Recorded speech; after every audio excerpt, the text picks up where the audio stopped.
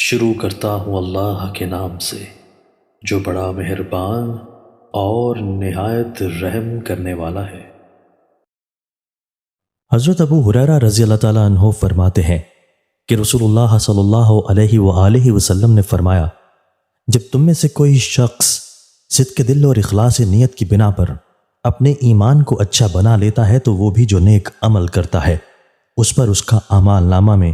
اس جیسی 10 سے لے کر 700 تک نیکیوں کا زائد اجر لکھا جاتا ہے، اور وہ جو برا عمل کرتا ہے اس پر اس کے نامہ اعمال میں اس ایک ہی عمل کا گناہ لکھا جاتا ہے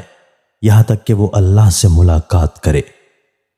حضرت معاذ بن جبل رضی اللہ تعالیٰ عنہ فرماتے ہیں کہ رسول اللہ صلی اللہ علیہ وآلہ وسلم نے مجھ سے فرمایا، سچے دل اور پختہ اعتقاد کے ساتھ اس بات کی گواہی دینا کہ اللہ کے سوا کوئی معبود نہیں، جنت کی کنجیاں حاصل کرنا ہے۔ حضرت عبادہ بن صامت رضی اللہ تعالیٰ عنہ فرماتے ہیں کہ میں نے رسول اللہ صلی اللہ علیہ وآلہ وسلم کو یہ فرماتے ہوئے سنا کہ جس آدمی نے سچے دل سے اس بات کی گواہی دی کہ اللہ کے سوا کوئی معبود نہیں